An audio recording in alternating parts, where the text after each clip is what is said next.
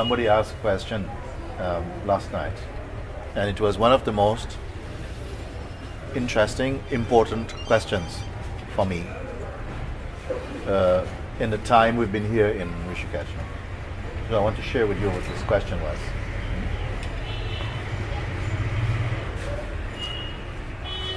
It is someone who has spent some time with me, and she asked this question.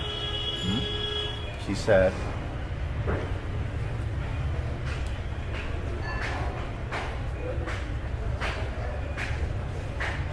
you have said and pointed out that what this awareness itself is inside, and I've understood that now. And in the time that I've spent here with you, I notice that there are changes taking place inside me. I am becoming more kind, more soft, more open, more loving, more quiet. Just by sitting in satsang each day, it somehow is happening like that.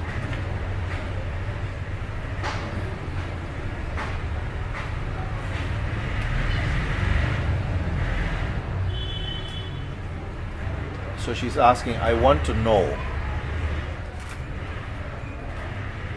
what is awakening? Is it this awareness which is not changing? Because I also see there is something here that is not touched at all. It's not changing.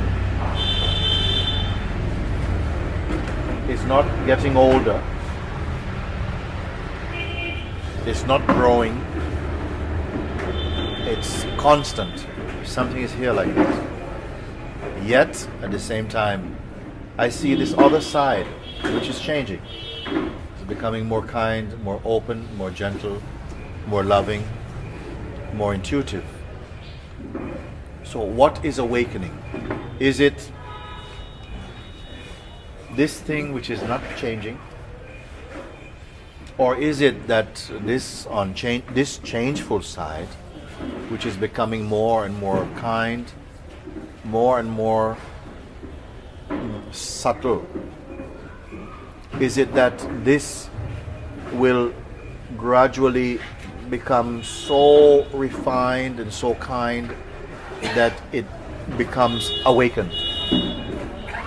Or is the awakening that thing which doesn't change? Which one is awakening?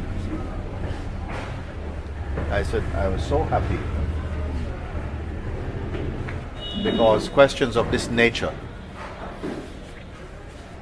they have the power to destroy thousands of other questions. What is the truth? Because I have said there continues to be a kind of maturing, a kind of evolving, but simultaneously against a background of unchanging awareness. What a paradox. Something is changing in me. My behavior is changing, and it's being affected somehow by this environment of satsang. I'm not so selfish anymore. There's a kindness now. There's a peace. There's a clarity. There's increasing understanding. This is almost like an evolutionary process of clearing out what is not true. But at the same time, there is that which is completely the same, always the same. When we speak of enlightenment, what is being referred to? Is it that thing which does not change, or that thing which is changing and becoming better?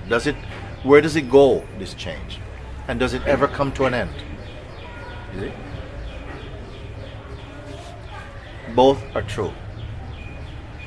What is important is that when one realizes that unchanging ground, and it's naturally you are noticing that your behavior is more universal, more kind, and so on.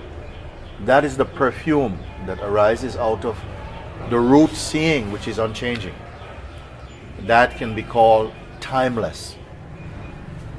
That which is progressing, evolving, is in time. And the time somehow is needed for that growth, for that subtlety, for that change. And that is also, as it becomes more and more refined, the ego personality is vanishing. And there's only a sense of being, expressing in such kindness, in such globality, such universal lovingness, you see. It keeps on expanding. What if the body were to stop now in that state, before it appears that this unfolding completes its cycle and comes back to what? To a state of pure silence and emptiness? Does it evolve into pure awareness? You see? In a sense, you can say this is what's happening, because when the sense of ego is no more, what remains is unalterable. Yes.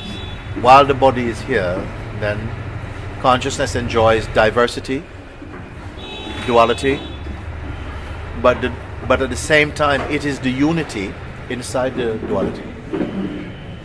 So duality does not cause any trouble. Even the concept duality, it doesn't mean anything. It all seems just one, but two aspected. One aspect is unchanging, silent, still. The other changeful, but increasingly beautiful. This is the joy of the Jnani state. But they are not concerned about speeding up the evolutionary drive or slowing it down. They know that that must be, because the consciousness naturally is a liquid state. It's constantly moving, and it's moving in the correct direction. Still, they are the unchanging.